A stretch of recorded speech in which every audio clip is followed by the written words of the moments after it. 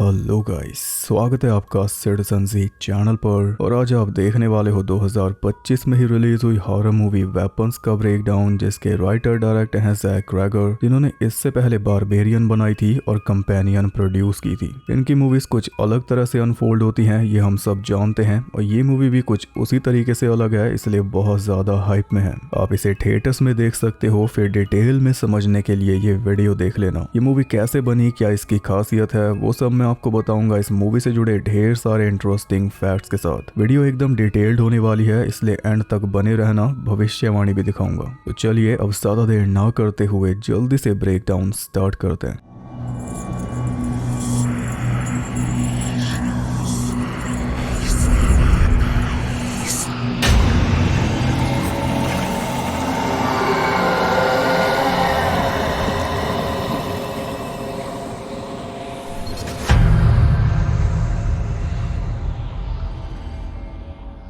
Movie based है Pennsylvania के town मेब्रुक में। एक बच्ची हमें नरेट करके 2 साल पहले टाउन में घटित एक सच्ची घटना बता रही है, जिसका अखबारों में कोई जिक्र नहीं हुआ क्योंकि पुलिस उसे सॉल्व करने में नाकाम रही थी। हुआ ये था कि एक रात 2:17 पे 17 बच्चे अपने घरों से निकले और अजीब तरह से हाथों को फैलाकर भागते हुए अंधेरे में कहीं खो गए। उसके बाद वो बच्चे कभी लौट कर वापस नहीं आए। उन 17 बच्चों के बीच कनेक्शन ये था कि वो सभी एक ही क्लास के थे, टीचर जस्टिन ग्रैंडी की 3rd क्लास के।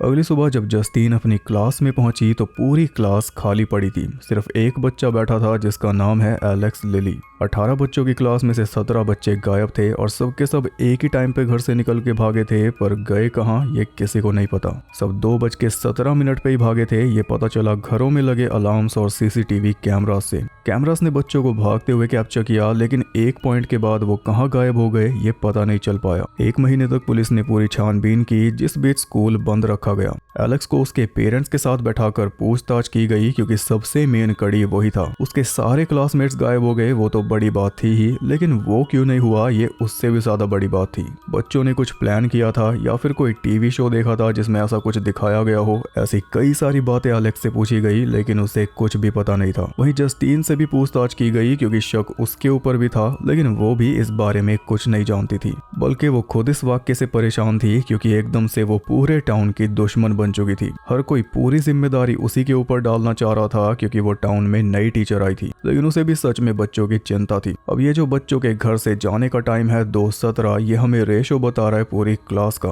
क्लास में 19 लोग, जिसमें 18 बच्चे और एक टीचर। उनमें से 2 बचे हैं, जस्टिन और एलेक्स, और 17 गायब। और डायरेक्टर ने बताया है कि 217 रेफरेंस है द शाइनिंग नॉवल के इनफेमस रूम नंबर 217 का, जिसे स्टैनली कुब्रिक की फिल्म में 237 कर दिया था, पर मिनी सीरीज में 217 ही है। इसके अलावा यहाँ इंडिया का भी जिक्र आया हुआ है इस सीन में। 1948 में ऐसा क्या हुआ था जो बच्चों को हिस्ट्री में पढ़ाया जा रहा है? महात्मा गांधी असैसिनेशन। जस्टीन ग्रैंडी और महात्मा गांधी भी सिमिलर साउंड करते हैं अगर अंग्रेजों की तरह बोलो तो। खैर, 1 महीने बाद ये फैसला लिया गया कि स्कूल को फिर से खोला जाएगा क्योंकि बाकी बच्चों की पढ़ाई जरूरी है। तो स्कूल रीओपन करने से पहले एक रात पहले स्कूल में एक मीटिंग रखी गई जिसमें टाउन के सभी लोग जमा हुए थे। यहाँ से असली मूवी शुरू होती है और मूवी की स्टोरी सीधी नहीं है, बल्कि हमें अलग अलग कैरेक्टर्स की स्टोरीज दिखाई जाएंगी जो कुछ पॉइंट्स पे आपस में टकराएंगी और हमें एक नया नजरिया भी देंगी चीजों को जानने का। हम भी इस मूवी को सॉल्व करेंगे। तो सबसे पहली कहानी है टीचर जस्टीन की, जो शुरू हो रही है उसी रात वाली स्कूल मीटिंग से। स्कूल का प्रिंसिपल मार्कस मिलर सभी लोगों को धैर्य बंधा रहा था, लेकिन उन्हें मार्कस की सुननी नहीं थी, उन्हें सुननी थी जस्टीन की कि उसका क्या कहना है। एक आदमी ने खड़े होकर मार्कस को टोक दिया क्योंकि उसका बच्चा मैथ्यू भी गायब हुआ था और उसे जस्टीन पे बहुत ज्यादा गुस्सा था क्योंकि बाकी टीचर्स की क्लासेस सारी सही सलामत हैं, सिर्फ जस्टीन की क्लास के बच्चे गायब क्यों हुए, ऐसा उस क्लास में क्या हुआ था। इस पे उसे सफाई चाहिए थी खुद जस्टीन से। तो जस्टीन स्टेज पे आकर अपने दिल की बात बोलने लगी कि मैं तो उन बच्चों से प्यार करती थी, लेकिन इससे लोग और ज्यादा भड़क उठे। अब इससे पहले के हालात बिगड़े, मार्कस ने जैसे तैसे जस्टीन को सही सलामत बाहर निकाला और उसे राय दी कि सीधा अपने घर जाना, लेकिन वो पहुंच गई गैस स्टेशन वाले लेकर स्टोर पर शराब लेने। स्टोर के बाहर एक लड़का उससे पैसे मांगने लगा, पर उसने अवॉइड किया। फिर अंदर जाकर उसने 2 बॉटल्स ली। तभी उसके पास एक अननोन नंबर से फोन आया और फोन पर कोई लेडी उसे सावधान कर रही थी कि संभल के रहना। स्टोर के बाहर निकली तो वो लड़का दोबारा उससे छुट्टे पैसे मांगने लगा, पर उसे दोबारा अवॉइड करके वो आगे बढ़ गई कि तभी उसकी नजर पड़ी पास खड़े एक ट्रक पर, जिसमें कोई आदमी बैठा हुआ उसी के ऊपर नजर रख रहा था। जस्टीन अपनी कार में बैठकर घर पहुंच गई, पर इतना शक उसे हो चुका था कि कोई उसका पीछा कर रहा है। वो टीवी ऑन करके अपने लिए ड्रिंक बनाने लगी और टीवी में कोई मैजिक शो टाइप चल रहा था। तभी उसके घर की डोरबेल बजी, पर जब उसने जाकर देखा तो बाहर कोई नहीं था। वो वापस आने लगी, तभी किसी ने बहुत जोर से दरवाजा नॉक किया,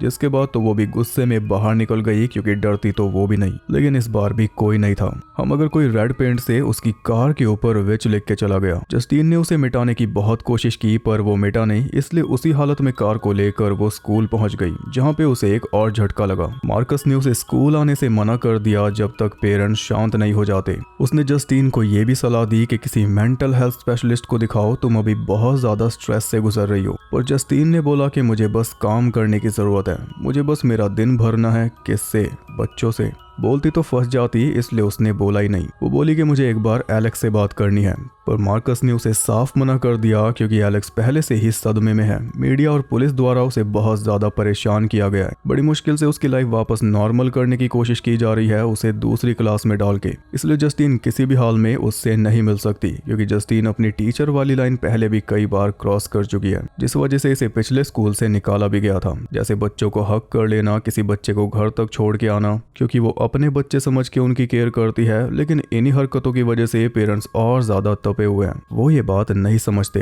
अब जस्टीन को एलेक्स से इसलिए मिलना है क्योंकि बस यही दोनों बच्चे हैं। इनका दर्द कॉमन है जो कोई और नहीं समझ सकता। अपनी कार में बैठकर जस्टीन रोने लगी। तभी स्कूल की छुट्टी हो गई और उसने एलेक्स को जाते हुए देखा, और देखकर ही वो समझ गई कि एलेक्स भी उसी की तरह दुखी है। फिर वो पुलिस स्टेशन पहुंची, उसकी कार पे जो लिखा है उसकी कंप्लेन करने, और वहाँ पे उसे दिखाई दिया उसका ex boyfriend police officer Paul. वहाँ पे दूर से ही हाय हेलो हुई और फिर रात को दोनों एक बार में मिले, जहाँ पे हम देख पाए कि पॉल की उंगली में चोट लगी है। खास बात यह है कि बार के अंदर भी पॉल कोल्ड ड्रिंक पी रहा है, क्योंकि अब इसकी शादी हो चुकी है अपने बॉस पुलिस कैप्टन एड की बेटी डॉना से। शादी के बाद इसने शराब छोड़ दी है, और छोड़ तो जस्टीन ने भी दी थी, लेकिन आजकल शराब ही उसका सहारा है। पॉल बताता है कि डॉना के साथ उसका कुछ अच्छा नहीं चल रहा, बस इतना बताने की देर थी। फिर इसके बाद जस्टीन के कहने पर उसने शराब भी पी, और बाद में जो कुछ होना था दोनों के बीच वो भी हुआ। अगले दिन जस्टीन ने ही पॉल को ड्रॉप किया, और पॉल ने उसे समझाया कि इन्वेस्टिगेशन का काम तुम पुलिस के ऊपर छोड़ दो। लेकिन जस्टीन कहाँ मानने वाली थी। उसने स्कूल की छुट्टी होते ही एलेक्स का पीछा किया उसके घर तक। खुद को रोक नहीं पाई तो जाके दरवाजे पे नॉक भी कर दिया, लेकिन दरवाजा किसी ने खोला नहीं। तब उसने नोटिस किया कि घर की सारी विंडोज को न्यूज़पेपर से कवर कर रखा था। घर के पीछे एक विंडो थी जिसमें न्यूज़पेपर्स के बीच में थोड़ा गैप था, तो उसी गैप से जस्टीन ने घर के अंदर झांक के देखा तो वो दंग रह गई। एलेक्स के माँ बाप अंधेरे में सोफे पे बैठे हुए थे, बिल्कुल पुतलों की तरह, जरा सी भी हरकत नहीं कर रहे थे। ये बात बहुत ज्यादा अजीब थी, इसलिए जस्टीन ने सीधा मार्कस के पास फोन मिलाया, पर मार्कस ने उसकी एक ना सुनी। फिर जस्टीन लिकर स्टोर में पहुंची और शराब लेने, और वहां उसका पीछा करते हुए आ गई पॉल की वाइफ डॉना। कल रात जो कुछ हुआ इन दोनों के बीच उसे सब कुछ पता चल चुका था। उसने जस्टीन को पकड़ के नीचे फेंका और उसके ऊपर शराब डाल दी। वो तो सही टाइम पर एक वर्कर आकर उसे ले गया, वरना पता नहीं वो क्या करती। एक और पर्सन जो जस्टीन को विच की तरह ट्रीट कर रहा है, शराब छिड़क के आग लगा के जिंदा जला देना। इस रात जब जस्टीन सोई तो उसे अपने स्कूल का सपना आया, और जैसे ही वो अपने क्लासरूम में गई तो क्लास में सारे बच्चे मौजूद थे, लेकिन सब हेड डाउन करके बैठे हुए थे। उसके आने पर सिर्फ एलेक्स ने सर ऊपर किया। उसके चेहरे पर क्रीपी सा क्लाउन मेकअप हुआ पड़ा था, और उससे भी ज्यादा क्रीपी वो स्माइल दे रहा था, जिसे देखकर जस्टीन जाग उठी। लेकिन नाइटमेयर अभी बाकी था, क्योंकि जैसे ही वो दोबारा लेटी, ऊपर सीलिंग पे उसे एक अजीब सी लेडी चिपकी हुई दिखाई दी, वैसे ही क्लाउन मेकअप में।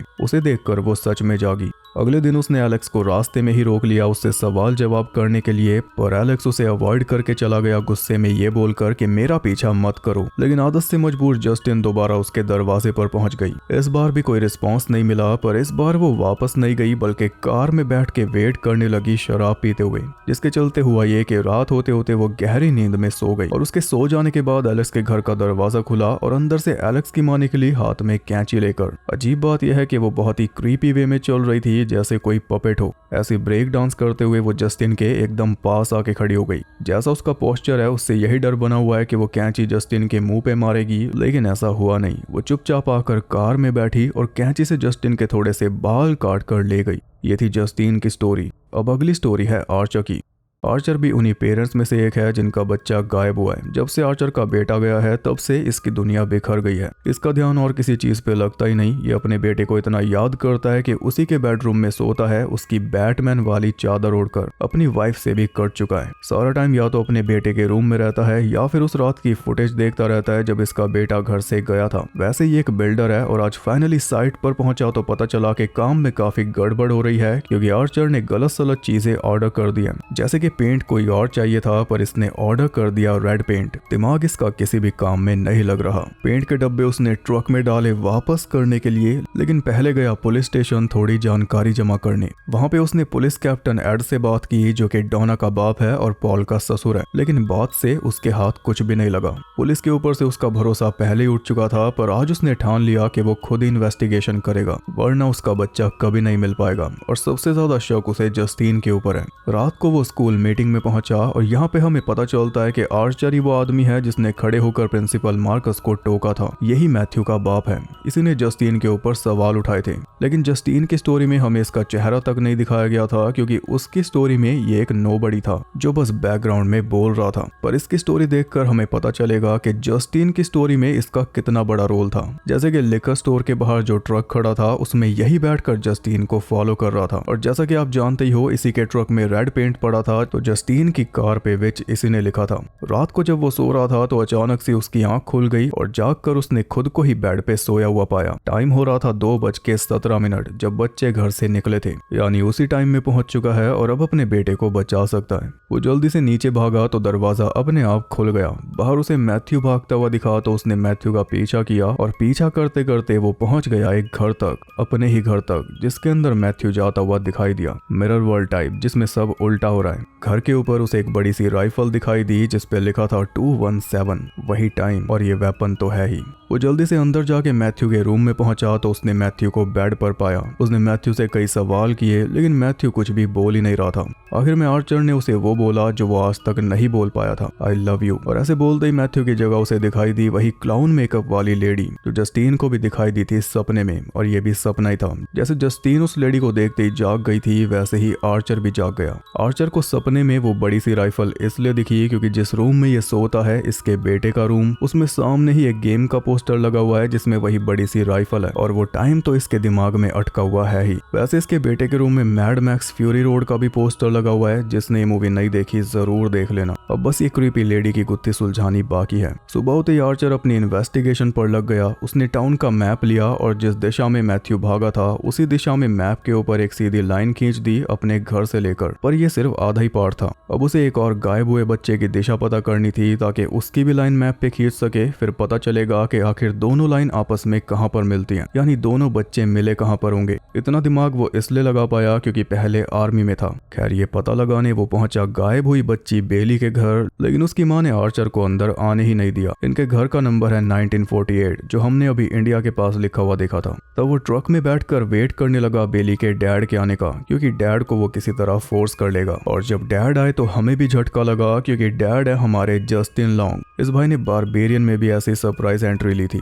यहाँ तक कि जो माँ है सारा पैक्सटन बारबेरियन में वो भी थी। खैर बाप ने आर्चर की कैमरा फुटेज दिखा दी जिससे दिशा का पता लगाकर आर्चर ने मैप पे लाइन खींच दी और उसे दोनों बच्चों का इंटरसेक्शन पॉइंट मिल गया, जैसे हमें मिल रहा है इनकी कहानियों में। अब आर्चर उसी एरिया में गाड़ी घुमाने लगा किसी खास जगह की तलाश में। तभी उसे जस्टिन की कार दिख गई गैस स्टेशन पे जाती हुई, इसलिए वो भी गैस स्टेशन पे जाके रुक गया जस्टिन से सवाल जवाब करने। दोनों बहसबाजी में लग चुके थे कि तभी जस्टिन देखती है कि दूर से कोई भागता हुआ आ रहा है, सेम वैसे ही जैसे सारे बच्चे भागे थे घर से। जब थोड़ा पास आया तो पता चला कि वो तो प्रिंसिपल मार्कस है जिसके फेस पे खून ही खून दिखाई दे रहा है और उसकी आंखें भी अजीब तरह से थोड़ी बाहर निकली हुई हैं। इसके अलावा उसने मिकी माउस वाली टी शर्ट पहनी हुई है, वो वाला मिकी माउस जो पब्लिक डोमेन में आ चुका है इसलिए यूज किया है मूवी में। Very smart. मार्कस किसी मिसाइल की तरह आकर सीधा जस्टिन के ऊपर टूट पड़ा। वो जस्टिन का गला घोट रहा था। ये देखकर आर्चर बीच में आया, लेकिन मार्कस का फोकस सिर्फ जस्टिन के ऊपर था और फोकस भी एकदम खतरनाक था क्योंकि आंखें थोड़ी ज्यादा वाइड हुई पड़ी थी। वो बस जस्टिन के पीछे पड़ा था, पर जब आर्चर ने उसे पकड़े रखा तब वो आर्चर का भी गला घोटने लगा उसे रास्ते से हटाने के लिए। आर्चर की कहानी में अभी इतना ही था। अब आती है पॉल की कहानी।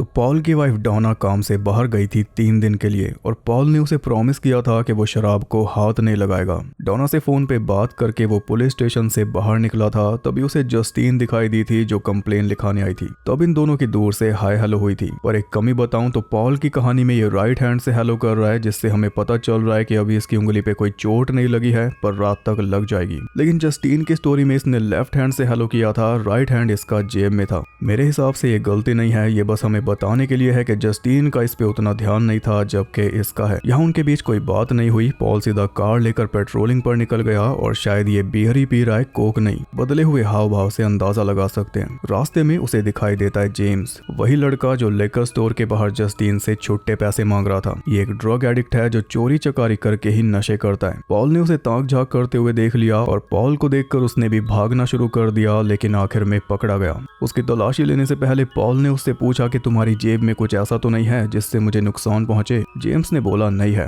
तो पॉल ने उसकी जेब में हाथ डाल दिया और डालते ही अपने आप हाथ बाहर भी निकल आया, क्योंकि उसकी जेब में सिरिंज पड़ा था जिसकी नीडल पॉल की उंगली में घुस गई। इस तरह पॉल की उंगली पे चोट लगी थी। इससे पॉल को इतना ज्यादा गुस्सा आया कि उसने जेम्स के मुंह पे मुक्का मारकर उसे बेहोश कर दिया। पर बाद में उसने देखा कि ये सब उसकी कार के डैश कैम ने रिकॉर्ड कर लिया, जिससे उसकी हालत और ज्यादा खराब हो गई। अब सवाल उसकी नौकरी का था, तो जान छुड़ाने के लिए उसने जेम्स के साथ समझौता किया कि मैं तुम्हें जाने दे रहा हूँ, लेकिन तुम मुझे दोबारा दिखाई मत देना। ये बात पॉल ने जाकर अपने ससुर को बताई तो उसने भी यही बोला कि अगर उस लड़के ने कंप्लेन की तो तुम्हें भुगतना पड़ेगा, लेकिन अगर नहीं की तो सब ठीक है। इस सब से पॉल पूरी तरह बौखलाया हुआ था कि तभी उसके पास मैसेज आया जस्टीन का। इसी के बाद ये दोनों रात में मिले थे। रात जस्टीन के घर पे बिताने के बाद जब अगली सुबह ये घर पहुंचा था तो डॉना पहले से घर पे आई हुई थी। डॉना को पता चल गया कि इसने रात कहाँ बिताई। उसी के चलते डॉना ने जाकर जस्टीन के ऊपर शराब डाली थी। इसके बाद ससुर के साथ भी इसका रिश्ता बिगड़ गया। उससे नजरें चुराकर जब ये पुलिस स्टेशन से बाहर निकला तो बाहर इसे दिखाई दे गया जेम्स, जो पुलिस स्टेशन की तरफ ही आ रहा था, जबकि इनके बीच समझौता हुआ था। पॉल को लगा कि वो कंप्लेन करने आया है, इसलिए पॉल गुस्से में फिर से उसके पीछे लग गया और इस बार कैमरा उसने पहले ही बंद कर दिया। ये थी पॉल की कहानी। अब आते हैं जेम्स की कहानी पर। जेम्स रहता है टेंट में, जो कि उसने जंगल में डाल रखा है टाउन से बाहर, क्योंकि वहाँ पे कोई रोक टोक नहीं होती। टाउन में जाकर ये चोरी चकारी करता है, फिर चोरी का सामान बेचकर नशा करता है वापस टेंट में आकर। तो एक दिन एक कार में से उसे एक बच्ची का बैग मिल गया जिसमें से टैबलेट वगैरह निकल गया। तो उसे बेचने वो दुकान पर पहुंचा, लेकिन दुकान वाले ने वो लिया नहीं, क्योंकि इलेक्ट्रॉनिक सामान ऐसे कोई नहीं लेता। सामान तो नहीं बिका, पर वहाँ पे लगे पोस्टर से जेम्स को इतना पता चल गया कि टाउन के कुछ बच्चे मिसिंग हैं, जिनकी जानकारी देने पर $50,000 का इनाम है। वहां से निकलकर वो और जगह हाथ मारने की फिराक में था जब पॉल ने उसे पकड़ा। और जेम्स के नजरिए से हमें पता चलता है कि उसने पॉल की समझौते वाली बात सुनी नहीं थी, क्योंकि वो होश में ही नहीं था। पॉल से पीछा छुड़ाकर वो फिर से टाउन में घूमने लगा और तब उसे दिखाई दिया एलेक्स का घर, जिसके बाहर पेपर्स बिखरे पड़े थे और लॉन की घास बड़ी हुई थी, जिन्हें देखकर जेम्स को लगा कि घर खाली पड़ा है, चोरी की जा सकती है। घर के पीछे जाकर ऊपर की विंडो से वो अंदर घुसा और उसने सामान जमा करना शुरू कर दिया। तभी उसकी नजर पड़ी एलेक्स के पेरेंट्स के ऊपर, जो स्टैचू की तरह बैठे हुए थे। जेम्स एकदम उनके पास से हो आया, लेकिन वो हिले तक नहीं, इसलिए जेम्स ने अपना काम जारी रखा। ऊपर से कुछ आवाज भी आई, लेकिन जेम्स ने उसे इग्नोर किया। ऐसी चोरी करते करते वो पहुंच गया बेसमेंट तक, जहां पे उसे मिले वही गायब हुए 17 बच्चे, जो बिल्कुल एलेक्स के पेरेंट्स की तरह स्टैचू बने हुए थे। लेकिन जेम्स के आते ही वो सब एकदम से उसकी तरफ पलट गए, जिससे जेम्स की फट गई आंखें।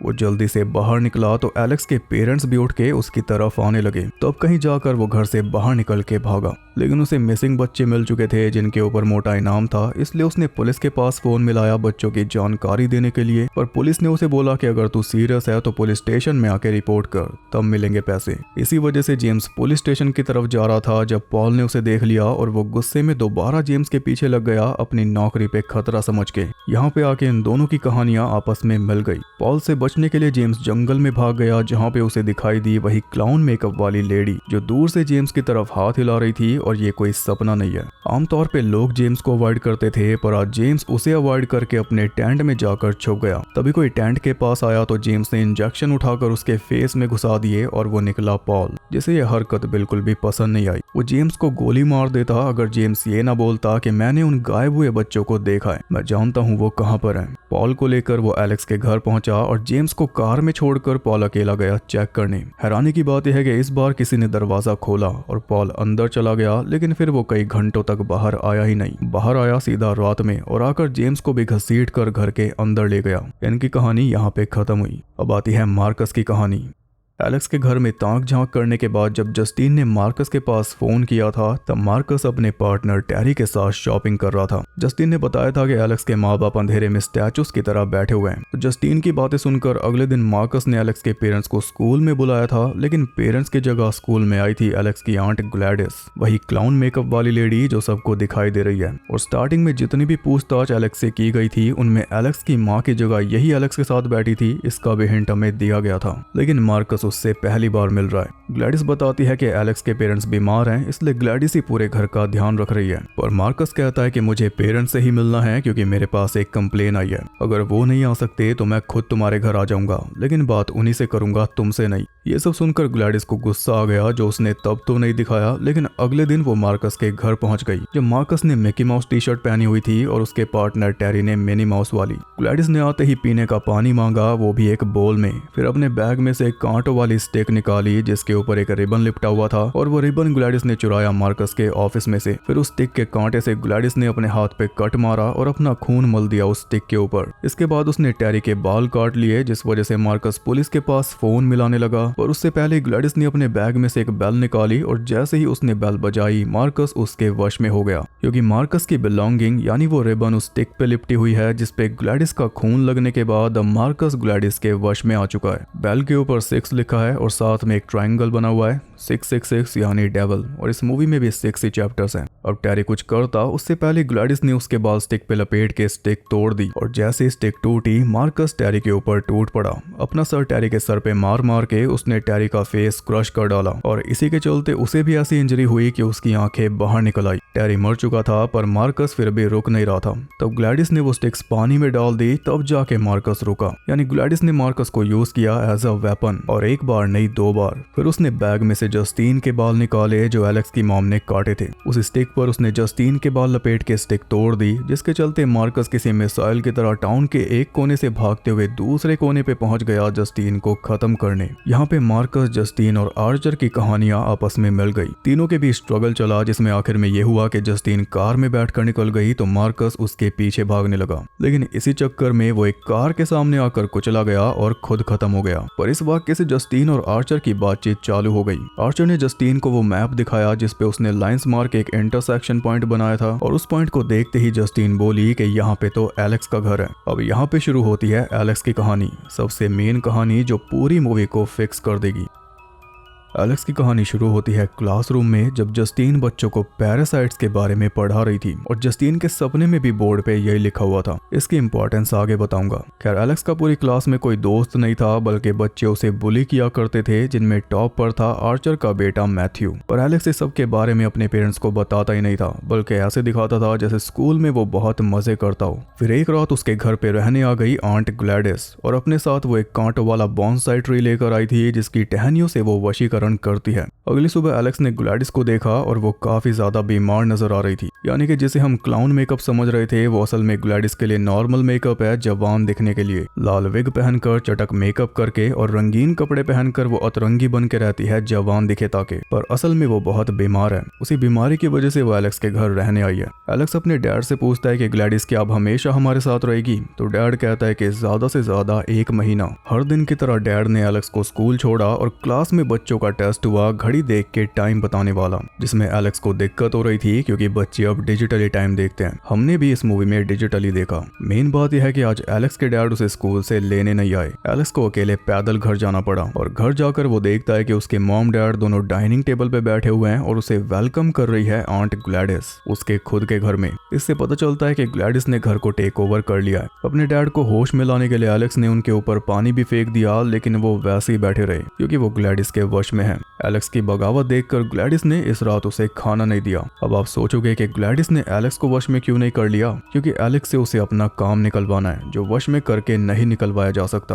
ग्लैडिस के वशीकरण की भी कुछ लिमिट्स हैं, वो आप आगे समझोगे। अगली सुबह एलेक्स नीचे आया तो उसके पेरेंट्स अब भी वहीं पे बैठे हुए थे, साथ में ग्लैडिस थी और अब उसका चेहरा पहले से बेटर लग रहा था। ग्लैडिस ने एलेक्स को बोला कि तुम मेरे बारे में या अपने पेरेंट्स की इस हालत के बारे में स्कूल में किसी को नहीं बताओगे, अगर बताओगे तो क्या होगा वो उसने करके दिखा दिया। स्टिक तो थी ही उसके पास जिसके ऊपर दोनों पेरेंट्स के बालों को लपेटा हुआ था, उस पे अपना खून मला और फिर स्टिक तोड़ दी तो दोनों पेरेंट्स फोक उठाकर अपने फेस को पंचर करने लगे। एलेक्स ने बहुत रोका पर रुके नहीं। रुके तब जब ग्लैडिस ने स्टिक्स को पानी में डाला। इससे ग्लैडिस ने एलेक्स को डेमो दे दिया कि अगर उसने मुंह खोला तो उसके पेरेंट्स के साथ क्या कुछ हो सकता है। ग्लैडिस ने बोला कि मैं ऐसा कर दूंगी कि ये दोनों एक दूसरे को खा जाएंगे। डर के मारे एलेक्स चुपचाप स्कूल गया और ऐसे चुपचाप वापस घर आ गया। पेरेंट्स सेम जगह बैठे हुए थे, बस ग्लैडिस ऊपर अपने पेड़ के पास थी। ग्लैडिस ने एलेक्स को बोला कि अपने पेरेंट्स को कुछ खिला दो। घर में सूप के कैंस रखे थे तो एलेक्स ने वही गर्म करके अपने पेरेंट्स को खिला दिया। अब यही उसका डेली रूटीन बन चुका था। सुबह स्कूल जाना, फिर घर आके अपने पेरेंट्स को सूप बना के खिलाना, बर्तन धोना, सफाई करना, घर का सारा काम करना। सूप खत्म हो जाए तो खरीद के लाना, खुद भी वही खाना और पेरेंट्स को भी खिलाना। इतना कुछ वो डेली कर रहा था बिना किसी के सामने एक शब्द बोले। वो अंदर ही अंदर घुट रहा था, लेकिन किसी ने नोटिस ही नहीं किया क्योंकि पहले कौन सा कोई उसे पूछता था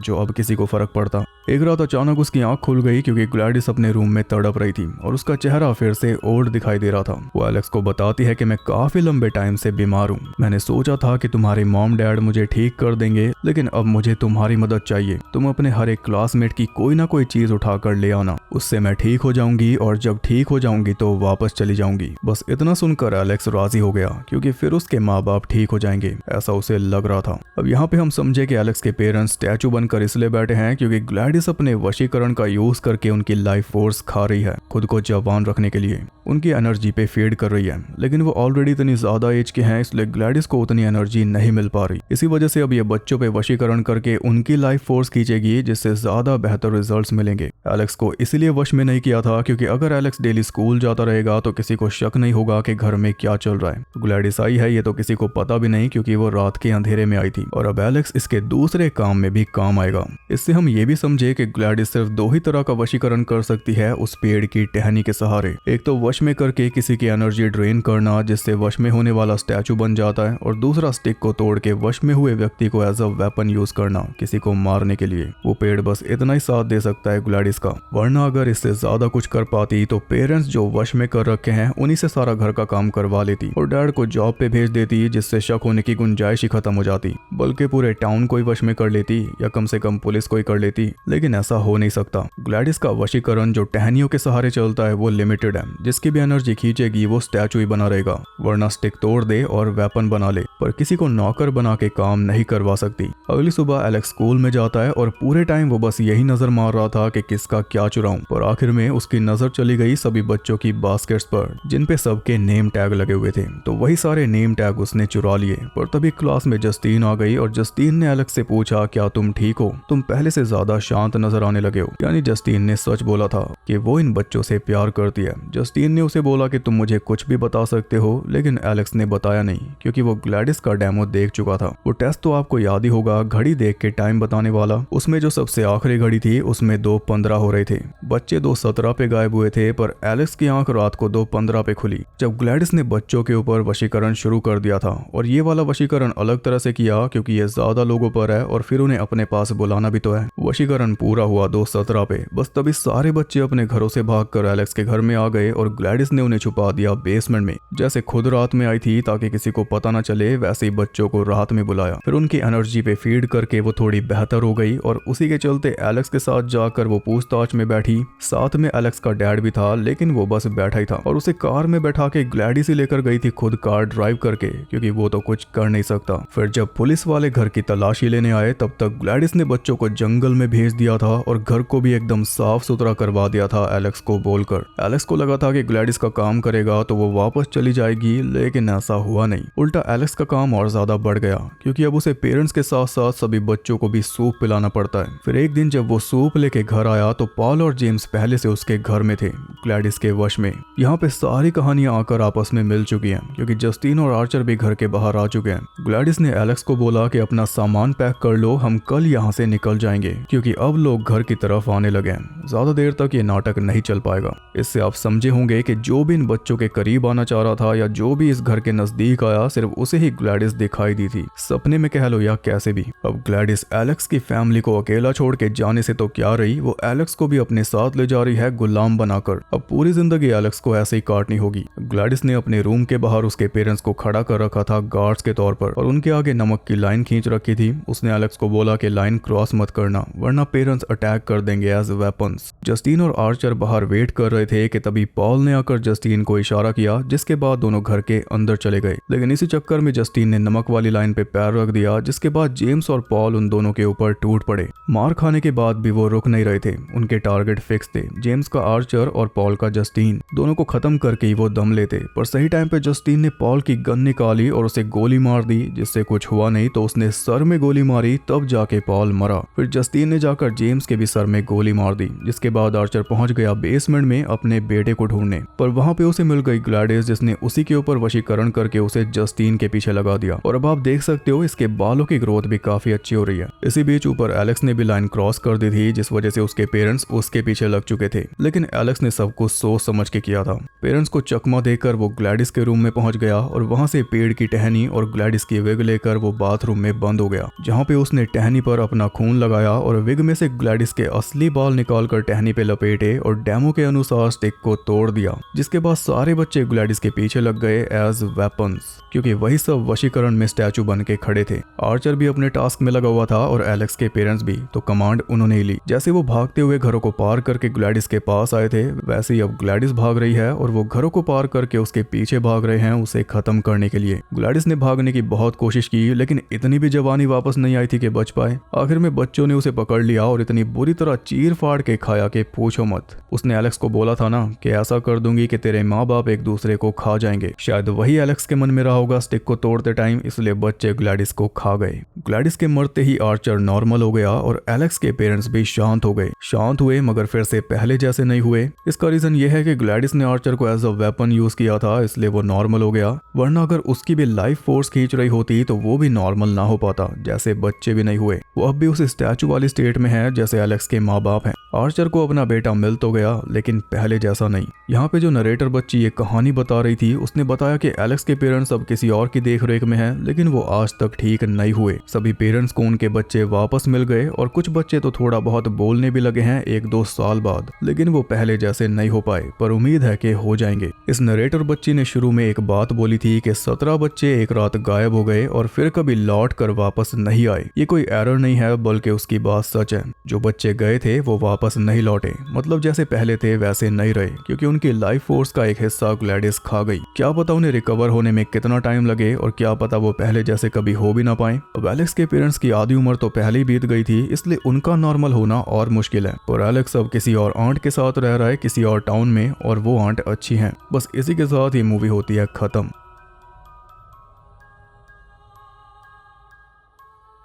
मूवी के ऊपर कोई बात करने से पहले एक चीज दिखाना चाहूंगा। 1 साल पहले मैंने YouTube पे लाइव किया था, उसमें क्या बोला था जरा सुनो एक बार। तो ऐसा जो जॉनरा स्पेशली जैसा वश में दिखाया है, ये होम इन्वेजन, इसकी तो भूख है बाहर की मार्केट में, ऑडियंस में इस जॉनरा की भूख है। हर साल देखो कितनी मूवीज़ आती हैं, अभी आ रही है स्ट्रेंजर्स ट्रायलॉजी आ रही है, हश हो गई। तो होम इन्वेजन वहाँ पे ना बड़ा चलता है, उसको बड़ा बाय करते हैं, जैसे डोंट ब्रीथ।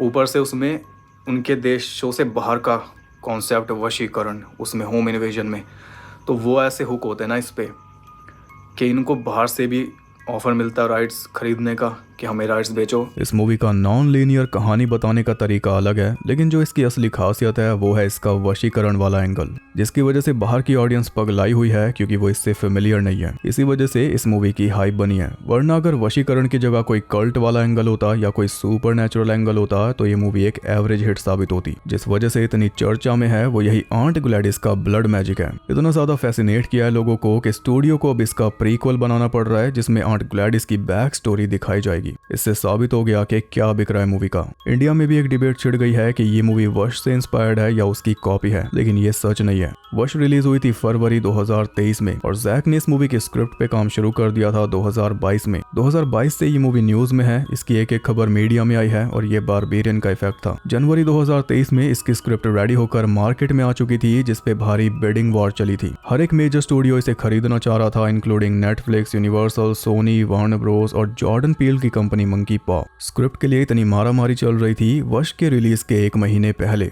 वार्नर ब्रोस के साथ डील क्रैक हुई थी और 2024 में ये मूवी प्रोडक्शन में चली गई थी। इनफैक्ट प्रोडक्शन में जाते ही रूमर्स आ गए थे कि मूवी में बच्चे मिसिंग होंगे और विच क्राफ्ट इन्वॉल्व होगा। तो सैडली ये मूवी वश से इंस्पायर्ड नहीं है। अगर होती तो बहुत अच्छा होता, लेकिन नहीं है। वश के मेकर्स ने बहुत गलत डील क्रैक कर ली, मैंने पहले भी बोला था। अब दुनिया भर में ऐसी वशीकरण वाली मूवीज बनेंगी, ये हम सब जान चुके हैं, लेकिन सैडली उन सब का श्रेय वेपन्स को जाने वाला है, वश को नहीं। इसका एक सीक्वल भी जैक ने सोचा हुआ है, लेकिन अभी वो काफी टाइम तक तो नहीं बनने वाला, क्योंकि पहले प्रीक्वल आएगा जिसे पता नहीं कौन बनाएगा, क्योंकि जैक तो रेजिडेंट इविल मूवी बनाने वाले हैं अगली। वैसे एक बात है, इस बारबेरियन की टीम ने 3 साल के अंदर ही हॉरर में इतनी क्वालिटी दे दी है, चाहे बारबेरियन हो, कंपेनियन हो या फिर वेपन्स, और आगे भी इनका कैलेंडर सेट है। बारबेरियन देखकर जो लोग समझ गए थे कि क्वालिटी क्या है, ये उनके लिए इनाम है, और वेपन्स की जो ये हाइप बनी है सब ऑडियंस ने बनाई है। एक बात ये भी माननी पड़ेगी कि वार्नर ब्रोस हॉरर पे अंधा पैसा लगा रहा है और बदले में कई गुना लेके भी जा रहा है, पर साथ में हॉरर के अंदर नए लेवल भी सेट कर रहा है, बस पैसे नहीं खींच रहा। अब देख लो weapons, sinners, final destination, blood lines, until dawn, wolfman, अभी कॉन्जरिंग 4 आनी है, वेलकम टू डेरी आना है, इविल डेड बर्न आने वाली है। इन्होंने अलग ही आग लगा रखी है। हम सोच रहे थे कि ब्लम हाउस की जगह कौन लेगा, कौन सा स्टूडियो होगा जो हॉरर में रेवोल्यूशन लाएगा दोबारा,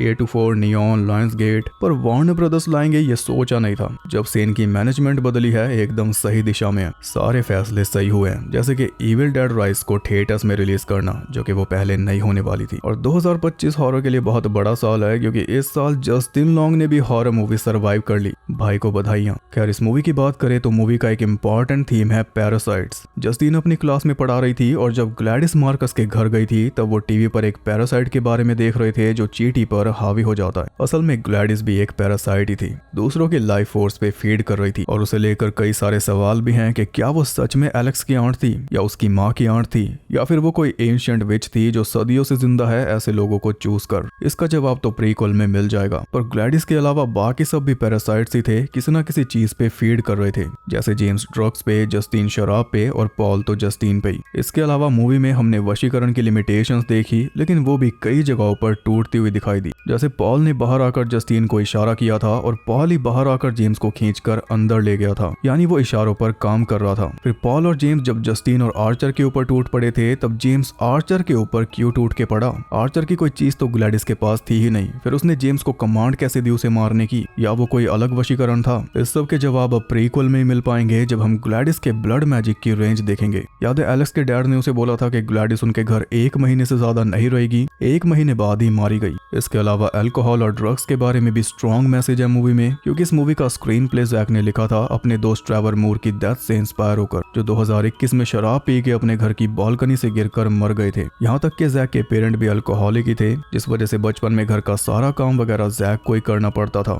तो जो आपने मूवी में एलेक्स की हालत देखी वो जैक की रियल लाइफ थी, अपना ही बचपन उन्होंने एलेक्स के जरिए मूवी में दिखाया। कुछ ये मूवी इंस्पायर्ड है मैग्नोलिया और visit from the goon squad से। तो यहाँ तक आई गए हैं तो बात कर लेते हैं इस मूवी से जुड़े इंटरेस्टिंग फैक्ट्स के बारे में। $38 मिलियन में बनी इस मूवी ने कमा लिए हैं $149 मिलियन। 38 मिलियन में से 10 मिलियन जैक क्रेगर की फीस है। अपने काम के दम पे ये डील क्रैक की। सारे स्टूडियोज पागल थे इस मूवी के लिए, यहाँ तक कि जब डील क्रैक नहीं हुई तो जॉर्डन पील ने अपनी कंपनी के 2 मैनेजर्स को ही काम से निकाल दिया, जिनमें से एक जैक क्रेगर का भी मैनेजर था। उसने जानबूझ के डील क्रैक नहीं की होगी, बड़ा शेयर लेने के लिए, शायद इसी वजह से निकाल दिया। पर वार्नर ब्रदर्स ने जैक की सारी शर्तें मान ली थी कि पूरी आजादी होगी आपके पास, जैसी चाहो वैसी मूवी बनाओ, स्टूडियो कोई दखल नहीं देगा और हम इसे बड़ी रिलीज देंगे थिएटर्स में, फाइनल कट मूवी का आप ही डिसाइड करोगे। फुल फ्रीडम दे दी गई पैसे के साथ, था, तब जाके ये मूवी ऐसी बनी। नेटफ्लिक्स भी पैसा तो बहुत दे रहा था, लेकिन बात थिएटर वाली रिलीज पे आके अटक जाती, क्योंकि जैक को अपनी मूवी थिएटर्स में चाहिए थी। ये तो सबसे मेन था।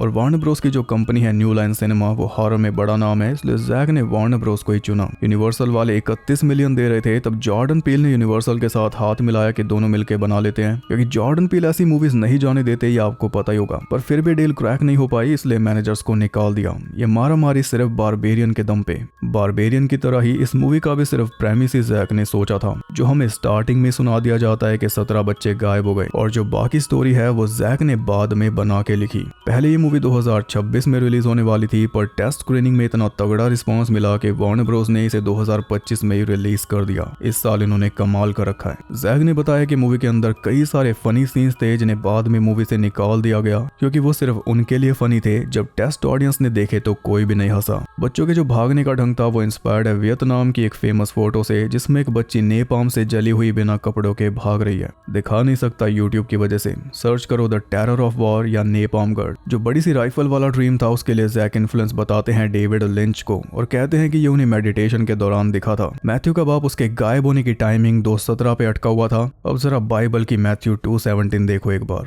मूवी के थीम को यूज करके पैसा कमाने के लिए कई थिएटर्स ने इस मूवी के शो 2:17 पे रखे। रूनी मारा और एलिजाबेथ ऑल्सन को जस्टिन का रोल ऑफर किया गया था, पर दोनों ने मना कर दिया। फिर कास्ट किया गया था रेनेट रेंस को, पर वो भी एंड टाइम पर निकल गई। सेम जैसे आर्चर के रोल के लिए पेड्रो पास्कल कास्ट हुए थे, पर वो भी चले गए फैंटास्टिक 4 के लिए। तब उनकी जगह जॉश ब्रोलिन को कास्ट किया गया था थैनोस को, और जस्टिन के रोल में जूलिया गार्नर को कास्ट किया गया, जो कि फैंटास्टिक 4 में भी है। ये दोनों पहले एक साथ काम कर चुके हैं सिन सिटी या डेम टू किल 4 में। बेनेडिक्ट वॉन्ग को मिला दे तो ये तीनों एमसीयू में भी काम कर चुके हैं। आर्चर अपने बेटे की बैटमैन वाली चादर ओढ़ के सोता था। क्या आपको पता है कि जॉश ब्रोलिन को बैटमैन के रोल के लिए कंसिडर किया गया था बैटमैन वर्सेस सुपरमैन में। पॉल का जो लुक है वो मैग्नोलिया के जॉन सी राइली का रेफरेंस है। एक टाइम ऐसा था जब इस मूवी के सेट पर 170 बच्चे एक साथ थे। जब वो फिल्मिंग नहीं कर रहे होते तब उनका ध्यान रखने के लिए स्पेशल चाइल्ड लेबर कोऑर्डिनेटर्स को रखा गया था। गैस स्टेशन के जो सीन्स थे उन्हें शूट करने में 3 दिन लगे थे। ऐसा सुनने में आया है कि इस मूवी के अंदर एक और चैप्टर था जिसमें ग्लैडिस की बैक स्टोरी दिखाई गई थी, पर उसे निकाल दिया गया। ग्लैडिस के रोल के लिए जैक ने एमी मैडिगन को 2 चॉइस दी थी, या तो एक नॉर्मल इंसान जो डार्क मैजिक का यूज करके अपनी बीमारी ठीक करता है, या फिर कोई अमर क्रिएचर जो कई सदियों से इंसानों का रूप लेकर इंसानों के बीच में रहती है और इंसान बनने के लिए नकली कोशिश करती है। इन दोनों में से एमी ने कौन सा ऑप्शन चूज किया वो कभी बताया नहीं, शायद दोनों मिक्स कर लिए। मूवी के एंड में पहले कोई नरेशन नहीं थी, वो बाद में डाली गई उम्मीद बढ़ाने के लिए कि एक दिन बच्चे नॉर्मल हो जाएंगे, वरना मूवी की एंडिंग ट्रेजिक ही होने वाली थी ग्लैडिस के मरने के बाद भी। ग्लैडिस जो मैजिक कर रही थी वो ब्लड मैजिक था, जिसे यूज करने वाले की बॉडी भी सड़ जाती है, जो कि उसके साथ हो रहा था। फिर बॉडी को बचाने के लिए वो और मैजिक कर रही थी, यानी ये नेवर एंडिंग साइकिल है। मूवी में हमने एक चीज ये भी देखी कि मैथ्यू एलेक्स को बुली करता था, और ये आदत उसने सीखी थी अपने डैड से। आर्चर भी सबको बुली करता था। बेचारे जस्टिन लॉन्ग को डरा के उसके घर में घुस गया फुटेज देखने। जस्टिन की कार पे विच लिखा और अपनी किसी भी गलती के लिए कभी सॉरी नहीं बोला। ऐसे ही अपने बेटे को बड़ा कर रहा था। फिर आखिर में सोचा कि आई लव यू बोल दूं सपने में, और हाँ विच उसने सही लिखा था क्योंकि बच्चों को विच नहीं गायब किया था, लेकिन उसने गलत कार पे लिख दिया। मैथ्यू के रूम में मैड मैक्स फ्यूरी रोड का पोस्टर लगा हुआ था, उसमें भी एक बुजुर्ग यंग लोगों से वायलेंस करवाता है और आखिर में उन्हीं के हाथों वैसे ही मारा जाता है जैसे ग्लैडिस मरी। तो ये थे मूवी से जुड़े ढेर सारे अनसुने फैक्ट्स और मूवी के बारे में पूरी जानकारी। आई होप आपको वीडियो पसंद आई होगी। अच्छी लगी तो लाइक कर देना और कमेंट करके बताओ कि वश का ब्रेक डाउन करूँ या नहीं, क्योंकि उसका सीक्वल भी आने वाला है। बाकी आपको इस मूवी में पसंद क्या आया वो भी एक बार बता देना, और ऐसी और डिटेल वीडियोस देखने के लिए चैनल को सब्सक्राइब करके बेल नोटिफिकेशन को ऑल पर सेट कर लो, ताकि नोटिफिकेशन भी आपको ऐसे ही वश में करके ले आए। और ज्यादा कनेक्टेड रहने के लिए आप मुझे इंस्टाग्राम पर फॉलो कर सकते हो, वहाँ पे आपको बहुत कुछ जानने के लिए मिल जाएगा, और साथ ही बाकी जगहों पर भी जिनके लिंक्स आपको मिल जाएंगे नीचे। मैं आपसे मिलता हूँ अगली वीडियो के साथ, तब तक के लिए सबको बाय।